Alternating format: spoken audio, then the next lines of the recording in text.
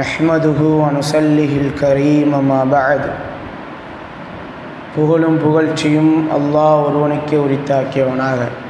மேலும் அந்த அல்லாஹு ஜல்ல வ அலா நம்மை எவ்வாறு இங்கு ஒன்று கூட்டினானோ அதே போன்று நாளை மறுமையிலே சொர்க்கத்திலே உயர்ந்த சொர்க்கமாக இருக்கக்கூடிய ஜன்னத்துல் ஃபிர்தௌஸிலே ஒன்று கூட்டுவானாக என்று பிரார்த்தனை செய்தவனாக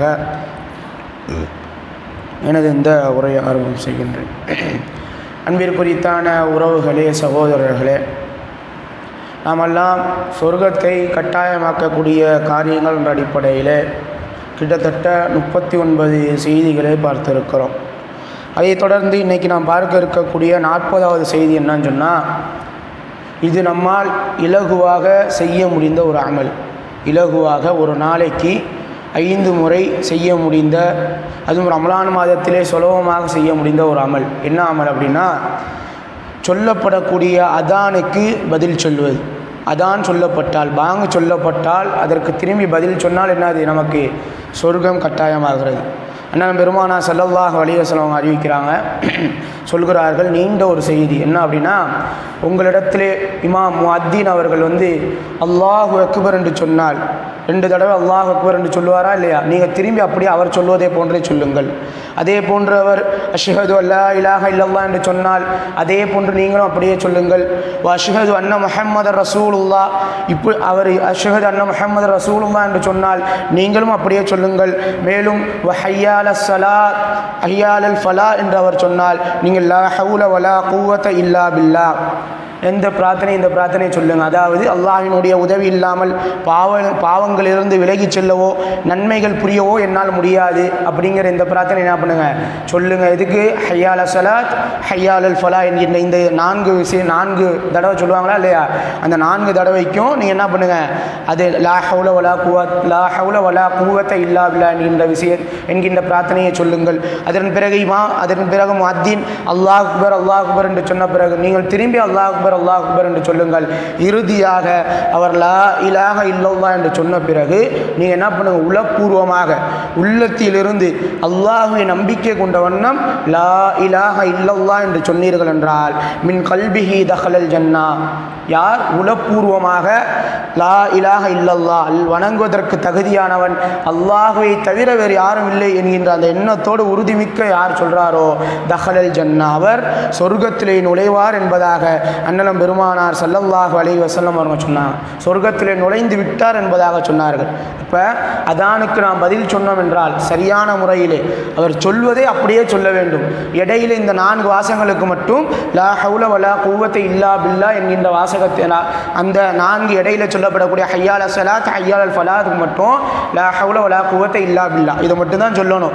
இதை சரியான முறையில் சொல்லிட்டோம் அப்படின்னா நமக்கு சொர்க்கம் கட்டாயமாகிறது. இது 40வது செய்தியாக இருக்கிறது. அடுத்து 41வது செய்தி என்ன அப்படின்னா, அண்ணன் பெருமானா ஸல்லல்லாஹு அலைஹி வஸல்லம் சொல்கிறாங்க, அலா உஹ்பிருக்கும் பி ரிஜாலிக்கும் மின் அஹ்லில் ஜன்னா, ஓ மனித சமூகமே, நான் உங்களுக்கு ஆண்களிலே சொர்க்கத்திற்கு செல்லக்கூடியவர்களை அறிவிக்கட்டுமா? ஆண்களில் இவர்கள் சொர்க்கத்திற்கு செல்வார்கள். இந்த ஆண் யாரிடத்தில் எந்த ஆணிடத்தில் இந்த பண்பு இருக்குதோ அவர் சொர்க்கத்திற்கு செல்வார் என்பதாக அண்ணன் பெருமானா சொல்கிறாங்க. என்ன பண்பு அது? வர்ரஜுலு யஸூரு ஹஹாஹு ஃபி நாஹியத்தில் மிஸ்ரி லா யஸூருஹு இல்லல்லாஹி அஸ்ஸ வஜல். அதாவது தன்னுடைய தோழர் ஒருவர் வேறொரு ஊரில் இருப்பார், எங்கேயோ ஒரு ஊரில் இருப்பார். அவரை நாம் அல்லாஹ்விற்காக மட்டும் நேசிச்சிருப்போம், அல்லாஹ்விற்காக மட்டும்தான் அந்த மனிதனை நேசிச்சிருப்போம். அப்படி நேசித்ததின் காரணத்தினால் அவர் எங்கேயோ கடைக்கோடியில் இருக்கக்கூடிய அந்த மனிதரை சந்திப்பதற்காக வேண்டி சென்றோம் என்றால், அல்லாஹ்விற்காக வேண்டி நேசித்ததின் காரணத்தினால் அவரை சந்திக்க சென்றோம் என்றால் அவர்தான், அந்த மனிதர் தான் சொர்க்கத்திற்குரித்தானவர், சொர்க்கத்தினுடைய சொந்தக்காரர் என்பதாக அண்ணன் பெருமானா சொல்லி காட்டுகிறாங்க. அதாவது நம்ம ஒரு மனிதரை அல்லாஹ்வுக்காக நேசித்தோம் அப்படின்னு சொன்னால் அவரை தேடி எந்த ஊருக்கு செல்கிறோமோ அதை செல்வதற்குண்டான காரணம் என்ன? இவரை நான் அல்லாஹ்வுக்காக வேண்டி நேசித்தேன், அதனால் அவரை நான் சந்திக்க செல்கிறேன் என்பதாக.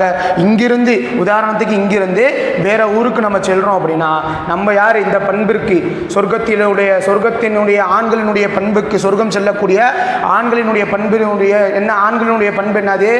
பின்னர் தன்னுடைய சகோதரன் அல்லாஹ்விற்காக வேண்டி நேசித்தவன், அல்லாஹ்விற்காக வேண்டிய நேசம் கொண்ட அந்த மனிதர் எங்கிருந்து எங்கிருந்தாலும் சந்திக்க செல்வது சொர்க்கம் செல்பவனுடைய ஆண்களினுடைய பண்பாக இருந்து கொண்டிருக்கிறது. சொர்க்கம் செல்லக்கூடிய ஆண்களினுடைய பண்பாக தன்னுடைய சகோதரனை எங்கிருந்தாலும் சென்று சந்திப்பது ஒரு பண்பாக இருந்து கொண்டிருக்கிறது. இது 21 செய்தி 41வது செய்தியாக இருக்கிறது.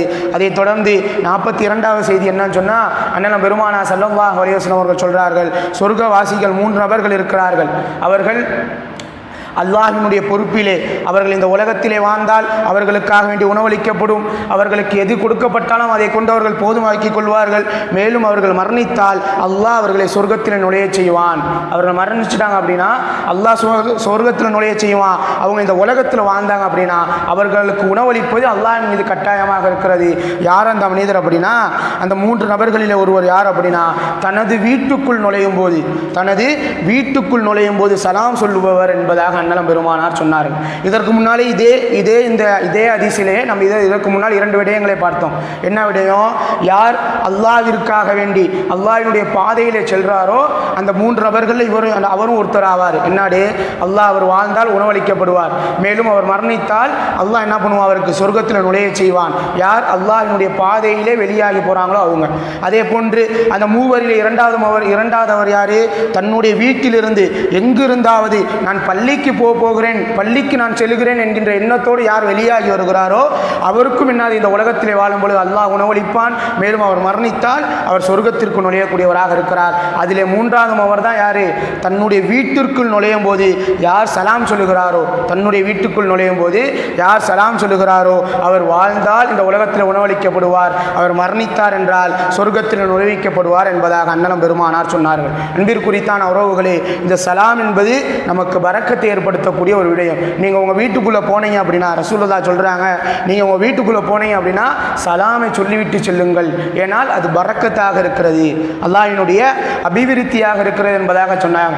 அதே போன்ற அல்லாஹ் சுப்ஹானஹு வ தஆலா சொல்லும் பொழுது சொல்லுகிறான், ஃபைதா தஹல்தும் புயூத்தன், நீங்கள் உங்கள் வீட்டுக்குள்ளே நுழைஞ்சீங்க அப்படின்னா ஃபஸல்லிமு அலா அன்ஃபுசிக்கும் தஹிய்யத்தன் மின் இந்தில்லாஹி முபாரக்கத்தன் தய்யிபா, அதாவது அல்லாஹ்விடத்திலே இருந்த அந்த பரிசுத்தமான பாக்கியமான அந்த வார்த்தையை கொண்டு நீங்கள் உங்கள் வீட்டுக்குள்ளே நுழையுங்கள். அல்லாஹ்வினுடைய காணிக்கையிலே பரிசுத்தமான காணிக்கையாக அஸ்ஸலாமு அலைக்கும் என்கின்ற சலாம் இருக்கிறது. ஆகையால் அதை சொல்லிவிட்டு அதை கூறிவிட்டு உங்கள் வீட்டுக்குள்ளே நுழையுங்கள் என்பதாக அல்லாஹ் தஆலா சொல்லுகிறான். அன்பிற்குரித்தான உறவுகளே, இந்த சலாம் நமக்கு சொர்க்கத்தை பெற்றுத்தரக்கூடியதாக இருக்கிறது. அதே போன்று நமக்கு மத்தியிலே வாழக்கூடியவர்கள், நம்முடைய சகோதரர்கள், நம்முடைய தோழர்களுக்கு மத்தியிலே நமக்கு நேசத்தை உண்டுபடுத்தக்கூடிய ஒரு காரியமாக சலாம் இருந்து கொண்டிருக்கிறது. ஆனால் பெருமானா ஸல்லல்லாஹு அலைஹி வஸல்லம் சொல்றாங்க, லா ததுகுலூனல் ஜன்னா ஹத்தா துமினு, உங்கள் ஒருவர் ஈமான் கொள்கின்றவரை சொர்க்கத்தில் நுழைய முடியாது. ஈமான் கொள்ளணும், அல்லாஹ் தான் இறைவன், அல்லாஹ்வினுடைய தூதர் தான் அவனுடைய அடியாரும் அவனுடைய தூதருமாக இருக்கிறார் என்று ஈமான் கொள்ளாதவரை உங்களில் எவரும் சொர்க்கம் நுழைய முடியாது. வலா துமினு ஹத்தா தஹாபு, உங்களில் ஒருவர் நேசம் கொள்ளாதவரை உங்களில் யாரும் ஈமான் கொள்ள முடியாது என்பதாக சொல்லிவிட்டு சொல்கிறார்கள். அவலா அதுல்லுக்கும் அலா ஷையின் இதா ஃபஅல்துமுஹு தஹாபபதும், நான் உங்களுக்கு ஒரு விஷயத்தை அறிவித்து தருகிறேன், அதை நீங்கள் செய்தீர்கள் என்றால் நீங்கள் ஒருவருக்கொருவர் நேசம் கொள்ளலாம், நீங்கள் ஒருவருக்கொருவர் அன்பு செலுத்திக் கொள்ளலாம் என்று சொல்லிவிட்டு சொல்கிறார்கள்.